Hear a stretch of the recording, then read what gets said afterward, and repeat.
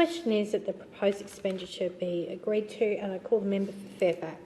Thank you very much, Deputy Speaker, and I wish to acknowledge the Assistant Minister for Productivity who's in the chamber today, and I also want to acknowledge the Assistant Treasurer who was here for the debate just past. The reason I want to acknowledge both of these gentlemen is because the Treasurer himself has decided not to turn up today. On one hand, I sort of get it. His performance has been absolutely dreadful as the Treasurer, but I also get it because both the Assistant Minister for Productivity and the Assistant Treasurer, they actually have PhDs in economics. They understand numbers. We know the Treasurer, to his credit, also has a PhD, albeit in political communications.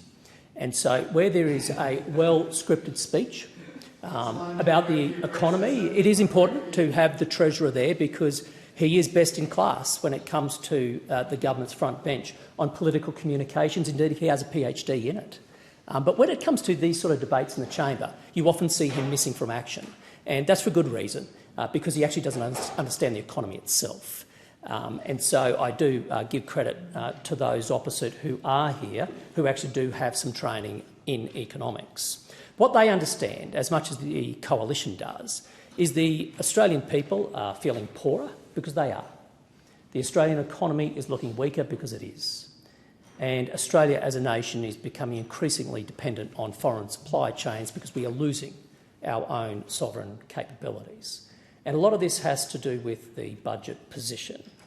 In particular, we have seen debt go up. Debt is forecast by the Labor government to hit $1 trillion this financial year, up to $1.2 trillion by the time of the next election. To put this in context, every single minute of the day, an additional $50,000 is spent on interest payments on this government's debt. That is the situation we have today. Now, if indeed the government had been acting prudently, responsibly, we would have $100 billion less debt today than what we do. But they haven't done that. And the thing is, the more the debt grows, the more really they are effectively placing a burden on the next generation of Australians. There is a moral aspect, or should I say an immoral aspect, to the government's actions here. The more they lump debt, the more the next generation have to be slugged with it and pick it up. Now, we're talking here about younger Australians who already, thanks to the government, cannot find a house. Young Australians who are struggling to find homes because this government has failed on all of its targets. Those few who have homes and have an average mortgage, well, they're paying about $1,800 more every month, every single month, thanks to this government. And that's just on interest payments.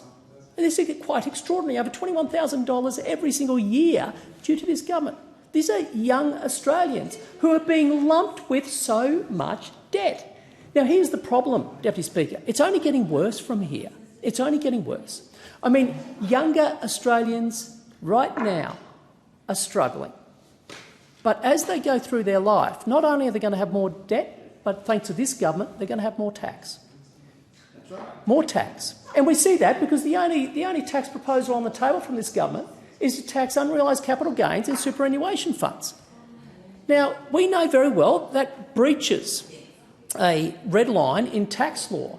But, of course, they're not indexing this, which means more and more young people are going to be hit by this tax over time. I mean, something Paul Keating has himself also made his views very clear. This is unfair. There is a moral obligation here. Now, the problem is this government will not stop its spending spree and it will not start to grow the Australian economy. Government spending is growing at 4 times the rate of the Australian economy. They are spending $160 billion this financial year more than the Coalition's last budget. They just can't help it. The Treasurer, who's not here, just can't help spending. And this is a problem. I feel for the two assistants underneath him who actually understand how the economy works. My question is, will the government stop the spending spree? Will the government start growing the economic pie? Will the government introduce quantifiable fiscal rules?